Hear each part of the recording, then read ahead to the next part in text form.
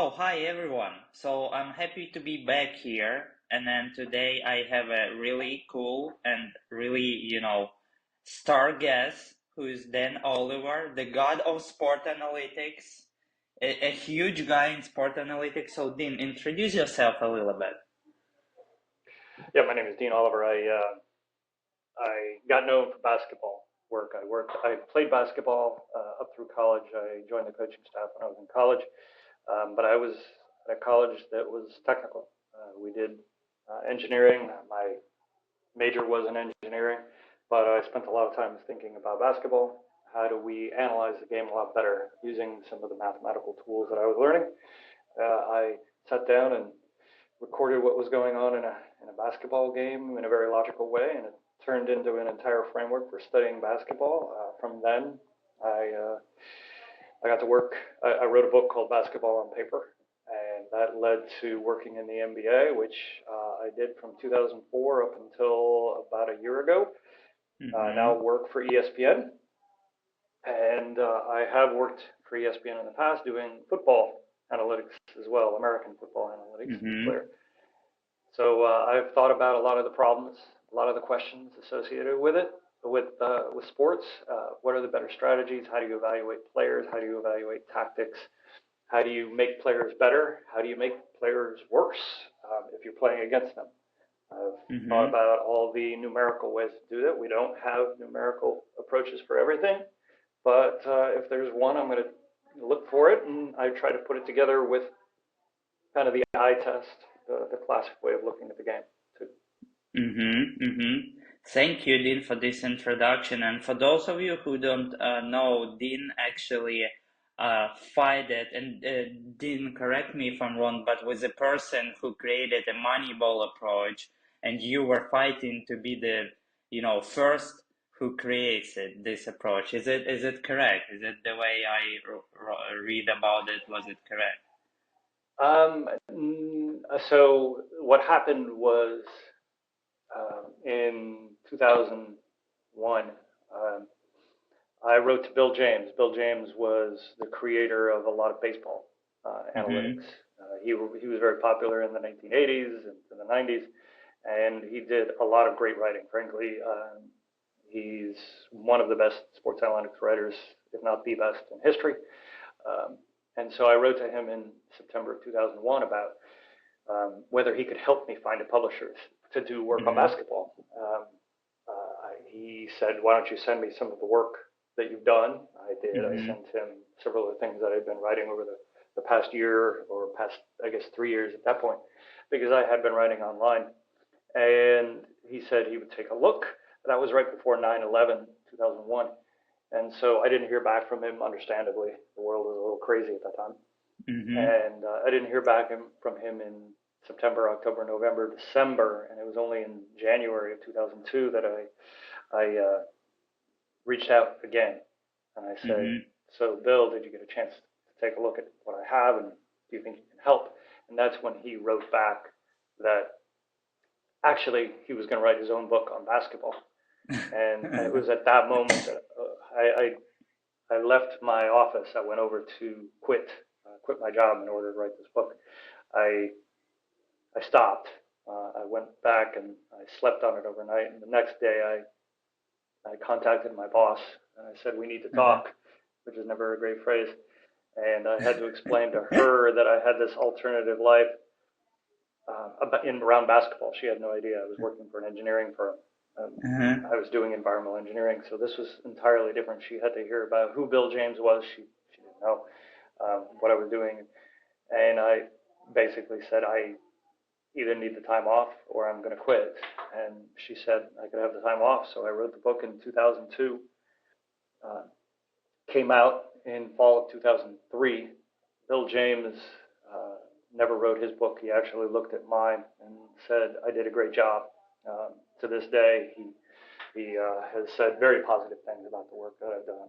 But during that moment, during 2002, my mentality was I needed to beat Bill James, and Uh-huh. um, he's a friend now, which is one of those great things in life. But one of the heroes you have growing up, you can actually do things that he's proud of, that he thinks are great.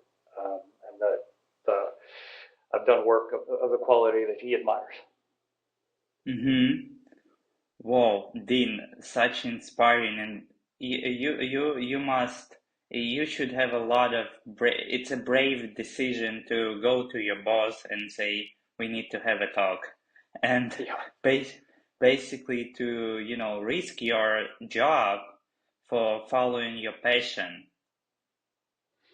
Yeah, I don't recommend it for everyone, of course. I think part of it is we have a lot of passions in life, and I think it's a great thing to have passions, and it's a good thing to chase them. I did it on the side for a long time. It's not as though as soon as I had a passion for it, I did it.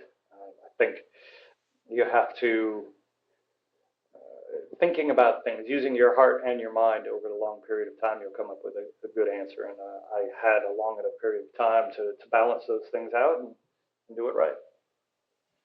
Okay, yeah, that's smart. Like, and the person who is doing analytics couldn't be taking, not smart steps, so understandable.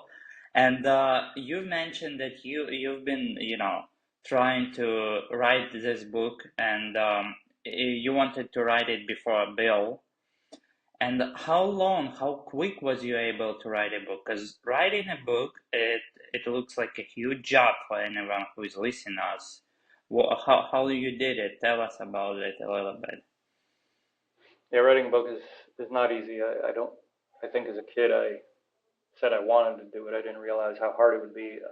Frankly, in 1988, which was 14 years before all of this, I sat down to write a book, and it was hard. I kind of completed it. It's something that is online, not easy to find. It was not published. It was just something that I wrote. Um, and so the process of writing basketball on paper was fortunately the accumulation of trying, practicing. So in Mm-hmm. 1988, I gave it a shot. It wasn't great.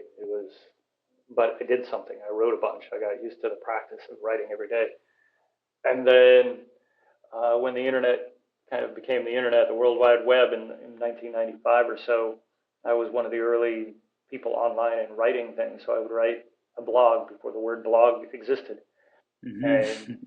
I got used to writing roughly weekly about basketball. And some of those things were really good, and I kept those. Some of Mm-hmm. the things were not very good. I didn't keep those. And so when it came to 2002, I had material, I had practice. And Mm-hmm. so when I sat down to write, I had good material to draw from. Some of it, I used some of it almost verbatim for the book, but not very much of it. Most of it required a lot of editing and or completely changing.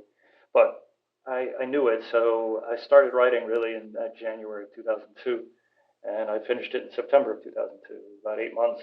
Um, First, I left the job for the time off at the end of February, so I really only had 6 7 months to do it full time.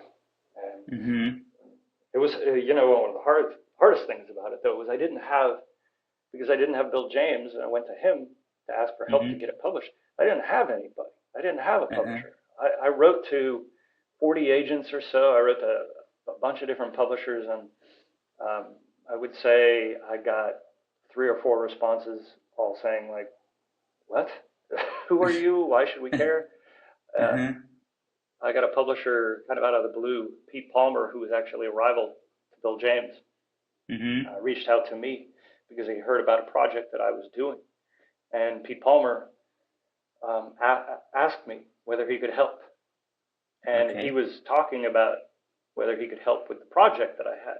I told him, Uh-huh. "You can help me with the publisher." And to this day, Pete Palmer is a friend, and also very, very important in me getting this opportunity. Without him, I don't know if Basketball on Paper would have been published. Mm-hmm. Yeah, I so. To this day, I can't get an agent. Like getting an agent is super hard.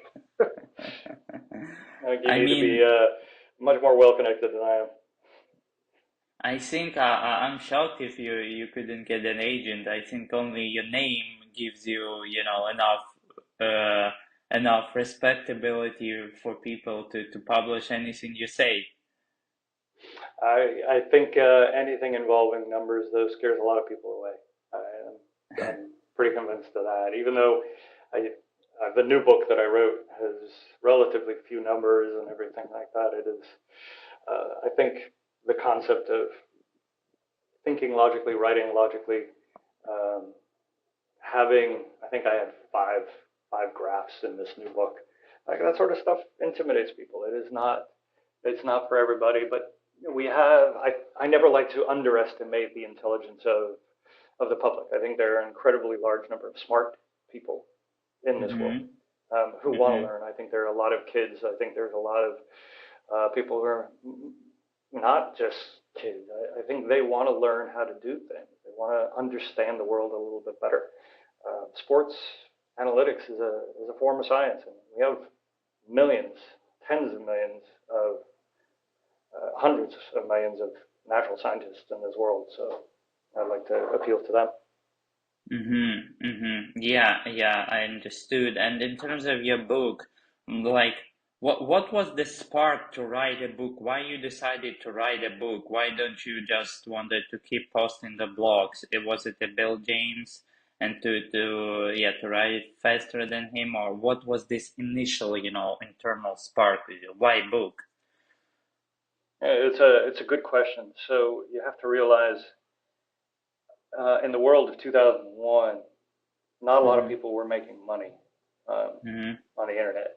At that point, Mm-hmm. there were companies that were doing things and they were selling advertising and everything like that. But if I was going to make money at that time, it seemed like a book was more likely to do it than doing anything online. Like the world has changed. That was 20 plus years ago. Now you feel like, oh, okay, you've got Substack, you've got a lot of different ways online to make money that didn't Mm-hmm. exist back in 2001. And Mm-hmm. so writing a book actually was kind of the way to think about it. Certainly, having a site now, I know there's several of them out there. There's a number in college basketball and the NBA that put out numbers and maybe occasionally put out articles. And several of Mm-hmm. these people I respect a ton, and I think you can do that financially now. So if I think I could try to encroach on their space, but right now I respect people who do good work. Do I think I can do some things better than they could? Sure. Do I think they're Mm-hmm. doing a good job? Absolutely. And uh, I'm happy. I don't want to destroy people who are doing good work at this point. So I'm happy to do my work for ESPN, and I enjoy the fact that I have some of the ESPN platform. The ESPN platform is big, powerful, but also difficult to penetrate. Some of the things that I do that I think are very good, ESPN may not put them on there. I know it's hard. I'm fine with it. Mm-hmm. Mm-hmm. Okay, yeah, and the studio. So if I'm being correct, ESPN hired you to build their analytics department. Is it correct? Could you tell us about it? Yeah. So my this is my second go around with ESPN. I originally began with them back in 2011, and that was when they began their analytics group. It was under the guise, or sorry, under the guidance of Jeff Bennett, who had been at ESPN at that point already almost 20 years. Very smart guy. He hired me, Albert Larcata, and Alok Mm-hmm. Patani, and we were the basis for the sports analytics group at ESPN. And people aren't familiar with all those other names, but I will say all three of them have had very important roles in the sports analytics industry. Um, Alok right now works for Google, does a ton of stuff on the sports analytics side. Albert works at a company called True Media, which supplies tons and tons of NFL teams, baseball teams across the world, cricket teams and stuff like that, with data, analytical Mm-hmm. data. And Jeff had recently left ESPN, but is an incredibly important voice. Changed the world of college football analytics. So it was a great group of people to be with. And we started a bunch of things. We actually worked on NFL and college football a lot. We developed Mhm. a better rating for evaluating quarterbacks, especially in this era of running quarterbacks. We did a Mhm. lot to understand the difference between what is a good team Mhm. versus what is a deserving team, um, which basically is has changed the way people talk about teams, whether you can beat another team on a neutral field versus whether your resume is good. Mhm. Those are actually different things. They're subtly different things, but when you're talking about college sports here, where you have a team that may have played an easy schedule but won every game, how do they deserve to be in the playoffs based upon what they did? Is a different question than whether they can beat a team that lost a couple times but played a much harder schedule. And Mhm. we created that conversation at ESPN, and it carries through. As I say, none of the original four. Well, I'm back with ESPN, but we Mhm. all kind of left at some point. But the group that remains there is very good. I know a lot of the people from before, and incredibly smart, hardworking, thoughtful. The world of sports analytics didn't involve a lot of programming originally 20, 30 Mhm. years ago. These people that I work with now, they've learned things on their own. They didn't come from that background. They've learned a lot, and you got to give people a ton of credit for that. Yes, that's really important to have a nice team who follows you and who helps you in any way. And when you were building the department, so have you faced like, let's say this, now everyone accepts the importance of analytics, right? But back Not then, everyone, but yes, it's much more prominent.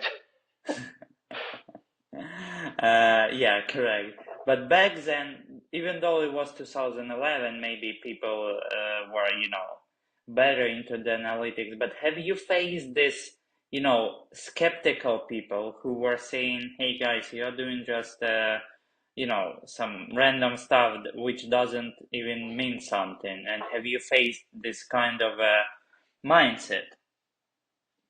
Yeah, for sure. I knew going in that there would be skeptics. I knew that it was going to be a process of getting people to accept what what I do. That's on the team side. At ESPN, people have been generally welcome, but yeah, as I say, like getting certain things on air, some of it's hard, and part of it is you have to the talent that is already on air. Do they Mm-hmm. have the skills to answer the questions? If you say something that someone else has told you to say, you may get Mm-hmm. questions. They may not be comfortable answering those questions. So you have to build up their expertise. I know people like Reese Davis and Jay Billis. Uh, they've been comfortable doing this at Mm-hmm. ESPN, which is great. When I worked for teams, there I worked in front offices and I worked with coaching staff, and there were definitely very different levels of acceptance, very different levels of understanding and interest. Um, I did have, yeah, there was someone that I worked with who said, outright told me if you were in charge, you would fire me. Mm-hmm. And like fire, get rid of everybody doing analytics in the group. He didn't see any use for it. Wow. Um, Wow. so that I've heard that. I've heard Nice. um, from other people who have worked in football and baseball and basketball analytics with teams and stuff, who've heard similar things, who have had to take different angles to try to get things accepted. It is you. It's not easy because you don't know when to be aggressive and when to just kind of listen. Some people are Mm-hmm. venting. Uh, some people are serious. They don't see any value to it. They would keep me out of any draft room, those kind of things. But it's Mm-hmm. obviously it's gotten better. Things Okay. have changed in 20 years. Um, I'd say one of the things that I point out in the new book, I have a new book, Basketball Beyond Paper, talks about some of my experience, and it talks about one of the key things here is the players in all of Mm-hmm. these sports leagues. They're in their mid 20s. So 20 years ago, when basketball analytics kind of became something, Mm-hmm. They were 5. They grew up playing basketball in the analytics era. The players are very ready for this because they've grown up with analytics. Yeah. It's the management and coaching staff that's older that it's newer, and so the players have been ready for a while, and I think that really should encourage management and coaching staffs to understand it better because the players are young, they know it. Mm-hmm. They may not all get it, and some of them are more favorable than others, but they understand that analytics is a tool that has made several players much, much better. Mm-hmm. Okay, yeah. So, do you like, let's say out of the 100% now, how often do you see skeptics? Are they still out there? And, maybe let's say For sure. 20 years ago, most of them were skeptical, but now, like, what is the percentage of people accepting? Uh, I would say percentage of people who have some skepticism is very high. We're still talking about 80, 90%. I think there is Really? that are skeptics to some degree. Oh yeah. Now it's the matter of how much. I think obviously we've won over a lot of people regarding 3-point shots being better than mid range. I'd say there's very few skeptics on that front. But Mm-hmm. if you put a metric for how good players are, no matter how logic it is, and there's room for dispute. There's room to Mm-hmm. be skeptical. I think there are things that I highlight in the book on how you develop players. How do you make players better? Some of those things are what I would say at least incomplete because we only measure some fraction of what makes a player good. Mm-hmm. And we have a hard time measuring their psychology, their mentality, things like that. You can do some of it. And Mm-hmm. because of that, there is skepticism in the process. So the numbers may say, okay, you need to work on this player's off the dribble 3-point shot. Mm-hmm. The classic mentality is, well, I don't know if he can do that. He's too much of a catch and shoot guy, for instance. He's too used to being a rhythm shooter, and if he dribbles off, and is there truth to that? Maybe we don't know. And so right now, and frankly, being at the forefront of doing analytics requires you to integrate the numbers with the classical thinking to try to get it better. And Mm-hmm. if you do that, you may make some mistakes. Hopefully not very big ones before you stop it. But then you just Mm-hmm. learn from it. And that is the process. That is the analytic process. That's the science process, right? Yeah. Is you do things to the degree that you know them, and to the degree that you don't, you experiment to try to do it better. Mm-hmm. Mm-hmm.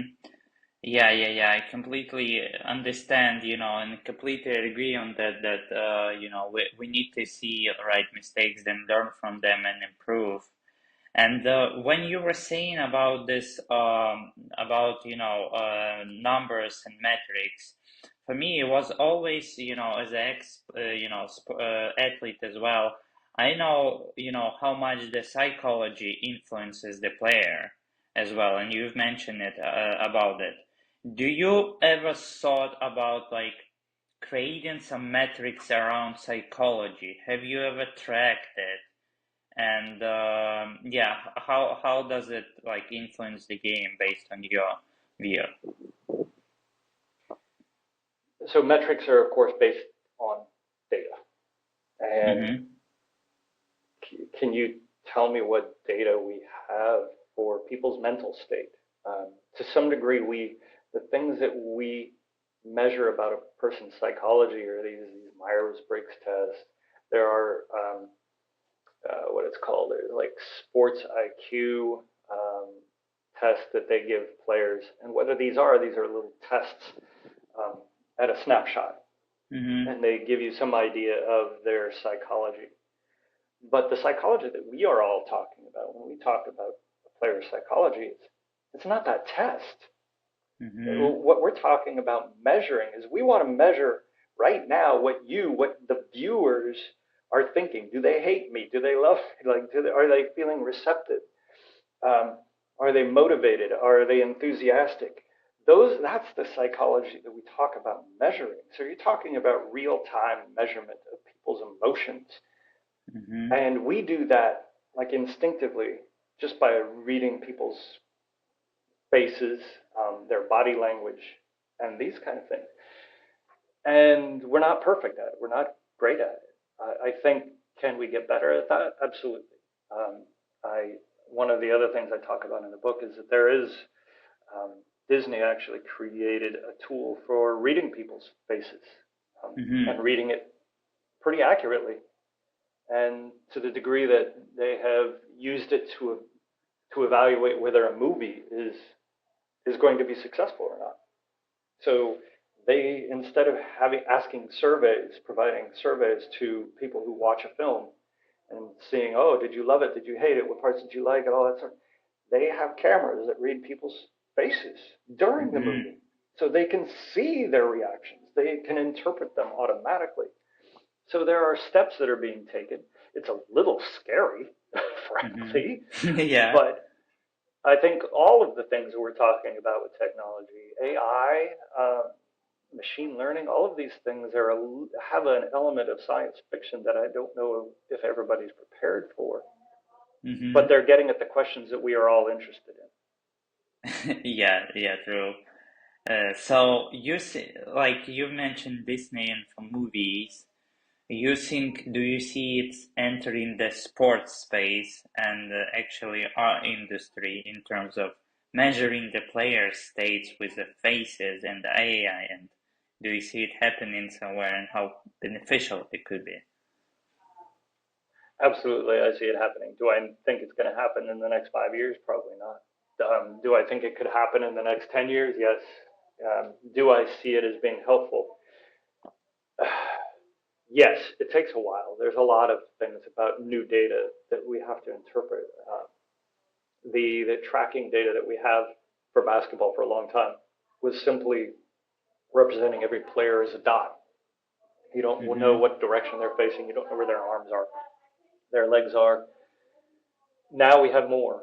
Now we have not only where the player is, but we have their arms, their shoulders, their head, their knees, their ankles. We have a lot more information, but we have we have that data. It's better to say we have that data, but to turn it into information, to turn it into knowledge, those are steps. How do you process that data? Just the Mm-hmm. fact that you've got where someone's elbows and shoulders and wrists are doesn't tell you whether they're shooting in rhythm, for instance. Mm-hmm. That doesn't answer that question. It doesn't give you that information. And I think if we're talking about psychological information, it's the same thing. If we know, Mm-hmm.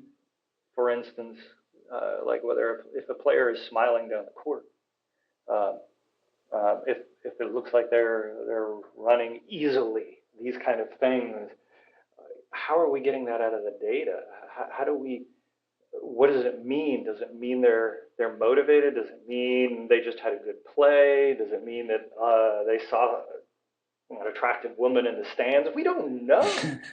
So you have to put a lot of these things. You have to put a lot of this together, all of the information, their psychology with the rest of their surroundings to actually interpret a lot of what's going on. And we're trying to do that with our heads. AI is not there yet. As I say, I Mm-hmm. think we could get there, but we're not. Mm-hmm. But that's a definitely a really interesting discussion to have because I think it might have a huge influence, and that's what you personally see will be in the future. Yeah, yeah, I think sure. Why not? Sports is a great place for it. We have so many cameras on what's going on. Like if you sit courtside, or even if you're not courtside, but you're 20 rows up, you have a very good idea of what the players on the court are saying. You can see their Mm-hmm. facial expressions. You can see it with TV reasonably well. In your game, you can in the game you can hear a lot more. You can actually feel it better. So going to a game and sitting near the sideline is a great experience. And we Mm-hmm. think we see the psychology. We are sitting there, and you can see when a player is down, or you can see when a player is up, or we think we see it. And Mm-hmm. so why not? Why not have more cameras for that? Mm-hmm. Yeah, sure. That's gonna be interesting future. We've covered a little bit, of future, but since, like I mentioned at the beginning, you're in the industry, I don't know for how long, over 20 years, 25 years. How long are you in the industry in sport That analytics? depend on what you define as the industry. I don't know if there was an industry 21 years ago. I think 20 years ago is about when I started working in the NBA. So yeah, I would say 20 years ago is when I started in the NBA. That began the industry. I don't know. Yeah, I think you're the one of those who began this industry, like sport analytics space. And I've read that you basically were trying to get into the NBA team as a sport analyst while they were not understanding why do they need a sport analyst. Is it correct? Yeah, for sure. So in 2004, so 2004, I did quit my job. January 2nd of 2004 was my last day as an engineer. And Okay. I didn't have a job. I didn't have a job working for an NBA team. That was another risk that I was willing to take at the time. And I went around the country. I went to a number of wherever I could get contacts. So I had a contact within the league office. I had a contact with the Seattle Supersonics. I had contacts within various teams around the league that they'd seen some of the things that I've written. They read the book or heard of the book at least, Mm-hmm. and I was able to get some meetings. And I had to convince them why what I was doing would help. And at that time, it was fairly simple. I can measure the game. I can do what baseball has been doing. What is Moneyball? Mm-hmm. Why did Moneyball work for the Oakland A's? They were able to identify players that were undervalued, didn't cost them much money, but produced a lot on the field. Mm-hmm. And I could tell them that's where we're going in basketball. They were intrigued, but no one acts fast. It's an investment, Okay. right? You're investing in a person, and you're Yeah. investing not only in the person, but you're investing in your own team that they will understand, that they will actually Mm-hmm. care and pay attention. So it's not a quick leap for them to take. Uh, Mm-hmm. I would say that's true even now. Okay, and how long have it took for you to finally convince, to finally get this job?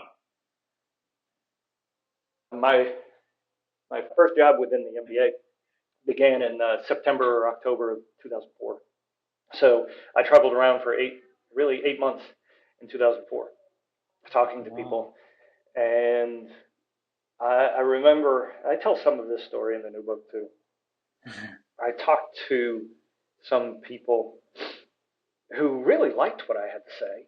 Uh-huh. And I thought, oh, maybe they would hire me. Oh, this sounds great. Like I came away from summer league. There was a loss. There was a Long Beach, California summer league. Uh-huh. I went down there, and this was a fairly lightly attended summer league. And I went there, and I sat on the. I You could get really close. So I sat right there, and I sat next to Lawrence Frank, who was the head coach of the New Jersey Nets at the time. Mm-hmm. Mm-hmm. And so I was talking to him, and like we had a good conversation. Like, oh, okay, maybe this will be my job. You never Uh-huh. know. Jeff Bauer, who worked for the Charlotte Bobcats, I believe at the time. Uh-huh. I talked to him. He was GM or assistant GM at the time. Okay. Really good conversations. Um, I tremendous uh, insight I got from them about how the business worked, and they said they would stay in touch. So they got my number early on. Uh-huh. So when summer league ended in basically July, and I had nothing, I felt pretty good. Someone would probably call me back, but you're also Uh-huh. nervous because there were no real other opportunities for me to just kind of go and meet people. I was just hoping that they would call me, and Seattle Supersonics did in August. They called me in Okay. mid-August and made me an offer. It wasn't a lot of money, but it was an opportunity to start the industry, and that's really what I was going for. Okay, what an inspiring way, like guys who are watching us, if you're afraid to take, to leave your job, look at Dean who were able to convince people and travel for 8 months, looking, looking, for opportunity, and this is awesome. Like you've done some big moves in your career, and that's awesome for everyone. And what's crazy is I wasn't raised as kind of a risk taker, Mm-hmm. at least not in business sense. So yeah, my parents kind of did traditional stuff. They stuck with it, things like that. I was a risk taker physically. I definitely was a rock. I would go hiking. I did some crazy things. I jumped onto moving cars and jumped off of roofs and physically did a lot of crazy things. But um, business wise, I went to college. I got a job. I kind of stayed with a job. But yeah, taking the risk to build an industry, I think had to be, come as a result of preparation, and I did have a lot of preparation. As I say, I tried writing.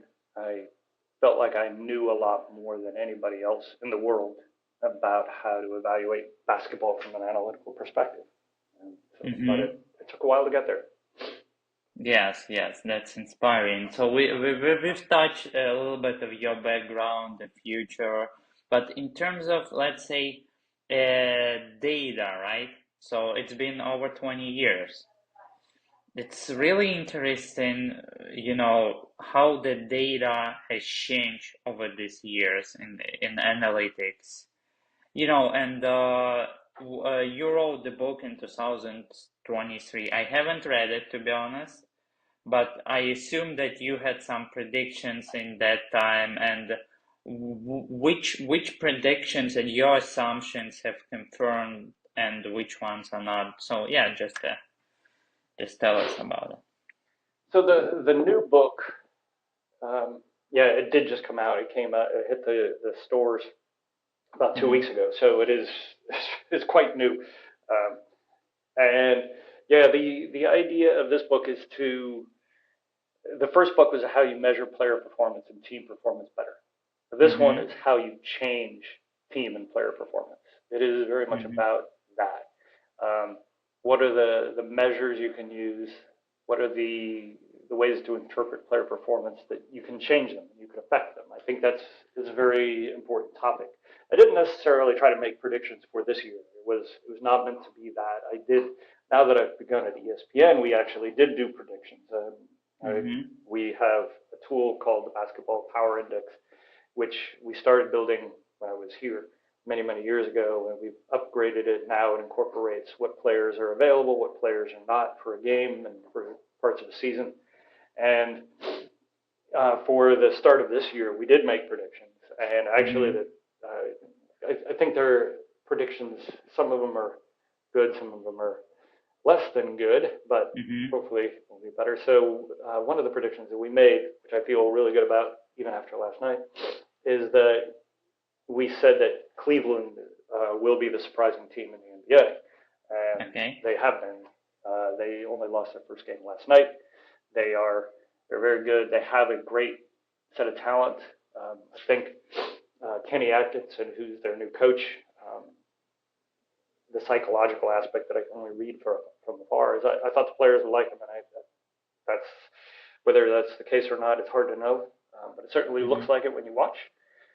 And on the other hand, kind of things that I this one I wrote about before the Mm-hmm. start of the year is BPI suggested that Philadelphia was going to be very good because they have three really good players in Joel Embiid, Paul George, Tyrese Maxey, Okay. and um, as often what my skepticism in the article was that we're assuming that these guys stay healthy, which is a Mm-hmm. big assumption with Joel Embiid and to some degree with Paul George.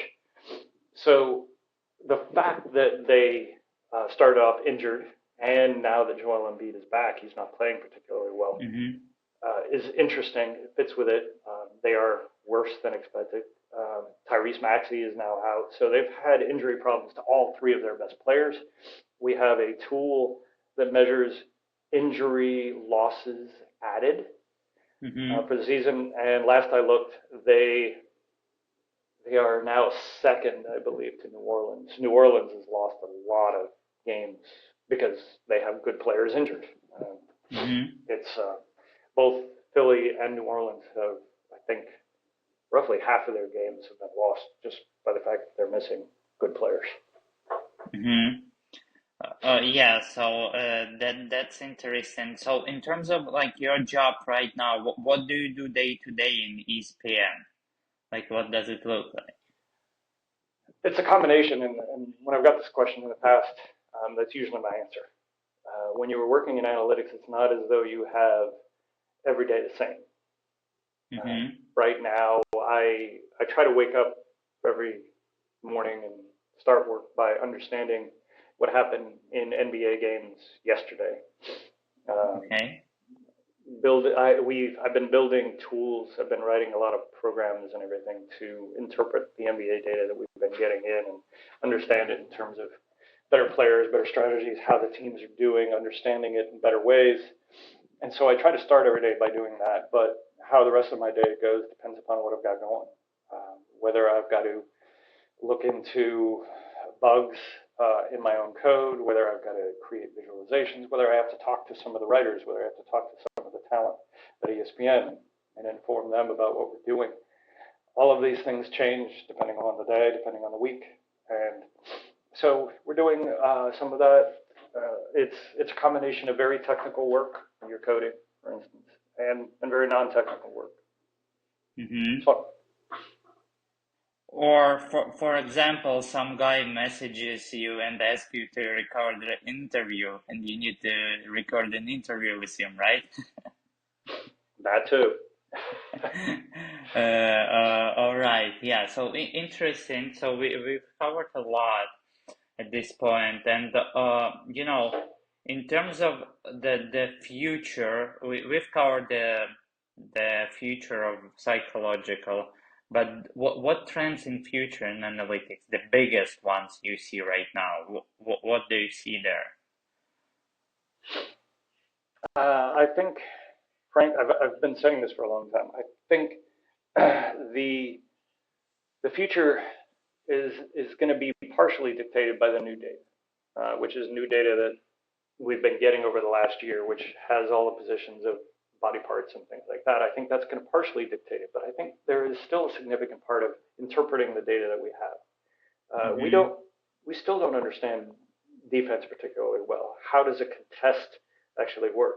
If you get your hands in front of their face versus up above and getting to the ball, which works better? We still don't Mm-hmm. have, we haven't interpreted the data we have particularly well. So I think there's a lot of that to happen. Some of the psychological things, I think we're still struggling a little bit with how to use the medical data. Um, Mm-hmm. Heart rates uh, with like flexibility. There's different kinds of body types. There's people who are very tightly wound. There's people who are more loosely wound. How to maximize what we get out of that. We have the data. We just don't know how to translate all of that data necessarily to performance on the court. So I think people think every time you have a problem, let's just get more data. I think there's a lot Mm-hmm. to do with current data and just thinking about it that we haven't done. And I still think there's a lot that will happen in the next 5 to 10 years on that front. Mm-hmm. Yeah, so not getting more data, but interpreting and understanding what we actually have and how does it, what is the most important data, how does affects overall performance, and thinking about what we have. This is what are the next challenges of analytics. Yeah, I think it's generally true. I think it's true about data. It's true about people that you work with, whether you're talking about GMs or coaches or players or medical staffs or all of these things. A lot of times we look at them and we blame the individual um, Mm-hmm. for things not going right, when sometimes it's not necessarily the individual, it's the context. And understanding, doing the thinking to understand whether it's how we're putting the players together, how we're putting the people together, and the context. I think we need to do that thinking, and that comes from the very top of the organization. Mm-hmm. If the top of the organization knows it's not just about the players or not just about the GM, not just about the coach, if they know like, oh, I can put my GM in a better situation, then Mm-hmm. maybe we'll be successful. That's an important leap to take, and not everybody was willing or able to take that because you have to understand your organization. You have to understand people. Okay, yeah. So there are several challenges, but it wouldn't be interesting if we would have no, right? So since you work for all of your life in analytics, what drives you at this moment of you? What is the vision for you? Why are you still there, and why are you getting up every morning? And especially like for anyone who doesn't know, Dean is in Hawaii and he starts working around 5 a.m. So why? Fundamentally, I like understanding how the world works. It's in this case a very simple game. Basketball is it's a simple game and it's most basic. You put the ball through the hoop, you're probably going to win. Um, I grew up just having a natural interest in how the world works. Not only the mechanics, the science, the things that they teach you from physics and math and that sort of thing, but how people work. And so I get to think about this on a daily basis. I get to think about sports. I get to think about how people interact and how the sum of the parts may be less or more than the team. And Mm-hmm. I like those things. I feel like there have been many points in my life working in analytics where I know something that the world does not know, and Mm-hmm. eventually it comes out. And being able to know that stuff, um, I think is useful. I love the fact that I understand things about how a team works that most people will never know, and Mm-hmm. hopefully at some point more people will know, and we can turn this into something even more productive than just basketball and just Mm-hmm. football and soccer and all of these other great sports, which are great kind of simulations of real life, but they're not real life. So they're still. I love the fantasy of sports. Mm-hmm. So you have kind of philosophical fundament, behind sport analytics, and you. I have the superficial too. I like shoot. I love the fact that I get to watch a game on a regular basis, and people want me to watch games with them. I love that. Mm-hmm. There's the philosophical side, which I try to make sure I stay in touch with. But yeah, there's the superficial. Like yeah, it's fun. I still love watching LeBron James after he's been in the league 22 years. He's fun to watch. I like watching some of these new guys. Dalton Connect's performance last night was a lot of fun to watch. Mm-hmm. I take pleasure in that. Mm-hmm. Mm-hmm. Gotcha. So yeah, combining the philosophical and as well just loving the game, that's what drives you. Yeah, yeah. There's a lot to enjoy about life. I try to make sure that the things that are not super enjoyable and that you have to do, I try to make sure that I don't spend too much time on those. But you have to spend some time. Okay, yeah. And what is your, let's say, dream in sport analytics? Like, let's say one day you say, okay, my job is done. I'm happy with everything I did. What is this, dream, big dream that comes into mind? I don't know if I'm ever going to get there. Certainly I want to win a title, an NBA title. That is something that kind of lingers out there. That was the original goal, and you realize that after going and working with a number of teams, there's a lot of things that can go wrong along the way, and Mm-hmm. things that you may have some control over, but a lot of things that you have zero control over. And Mm-hmm. it's hard, but I think a lot of my goals are not only to win a title, but to try to make the sports world at least a much more informed place. People, and I think I've already done that to some degree. We Yeah. measure teams and players so much better than we ever did 20, 30 years ago. So I've already done some of that. I think there's this interaction of players, how you divide credit and blame on teams and such. I think that'll be new work that comes out. They'll expose that to a lot of people. I think Mhm. it's a science that has grown out of sports analytics. There is division of blame and credit seems like it's subjective, Mhm. um, but there's actually math that goes into it that I think can apply outside of sports. That applies in sports, but it's a great. I'm hopeful that in the next 20 years we'll be teaching it in school because it's not that hard. Wow, yeah, and I mean, your book could be on a sports shelf or on a school shelves. That would be awesome. I think it will be, if not this one, if not the last one. There's definitely reason for me to do a textbook, but right now I'm not working on it. I got other stuff going on. Yeah, that's awesome, Tim. And heading towards the end, because we already, took a lot of time. Could you go back to the proudest moment of your career when you were so proud about yourself? I, there's not just one. There's definitely a lot. Like I think fairly recently when Kristaps Porzingis, I worked with Kristaps in Washington D.C. Hmm. I Hmm. was on the coaching staff, and he was very interested in what I did, and he gave me a lot of credit for him basically returning to greatness. Hmm. It was great to get that recognition. Yeah. He was a great player who struggled for a little while, and I was able to apply some numbers to Hmm. identify tweaks and work with some of the people who also work with him independently. And they were able to translate things to him. I was able to translate things to him. That's one thing.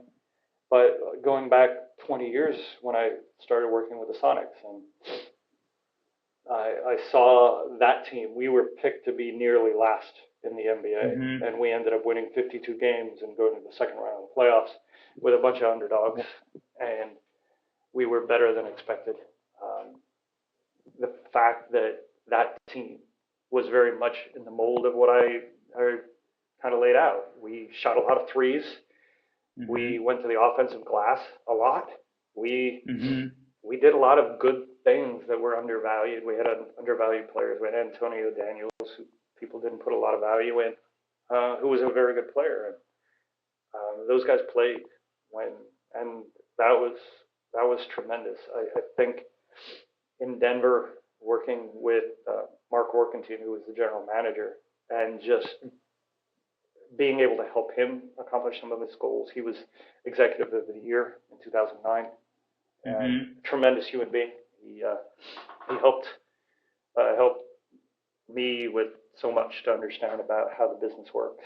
So there's a lot of good moments along the way, working with good people, and I have a lot of friends in the NBA. I think that's kind of the if you want to tag one thing that's kind of regular is the fact that I can reach out to so many people that I've gotten to know through this work that are really good people Hmm. that I would not have reached before is really good. And I really like that fact. Yeah, and the fact that these people appreciate you and appreciate the work you do and value you, I think that's awesome. Yeah, it, it's it's nice. I have a fairly broad platform to talk to good people, and we have useful conversations. We don't necessarily agree with each other all the time, that's for sure, but we have good conversations, productive conversations, and that's not necessarily an easy thing to have in this world. Yeah, really, really nice to position to be in, and you work your way up. We'll be ending the recording soon, but before that, just couple quick questions for you, Dean. So, Sure. I mean, I usually ask what is your favorite sport, but not for you, okay? Okay. uh, uh, what like yeah, what is your favorite player? I'm afraid to ask it. I know how hard will it be for you, but still. Yeah, growing up, my favorite player was in basketball. It was Magic Johnson.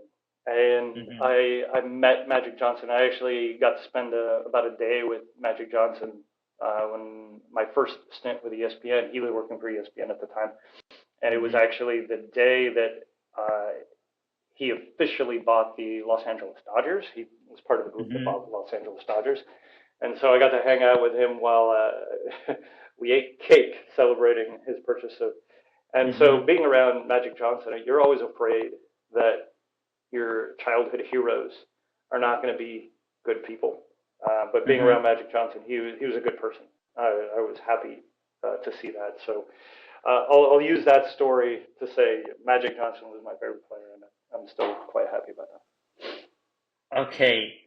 Also, the tough one, really tough, but I got to ask it. What is the most important metric for you?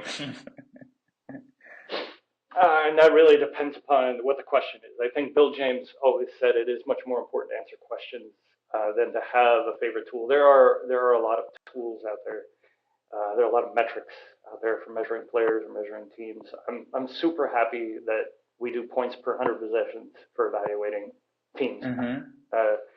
That is probably the most prominent thing that I have done that has changed. We don't evaluate offenses and defenses by points per game anymore.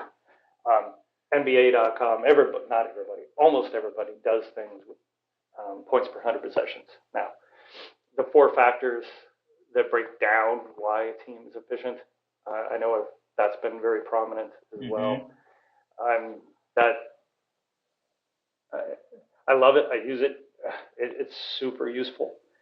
Um, but those are both answering fairly quick questions right now. I think depends. I love being able to look into the depths of the game too. So it's not just one metric; it's a whole suite of them. Yeah, I know that's a tricky question to ask, but yes, I've decided. And favorite part of your job, like right now? What's favorite, like the most thing you love?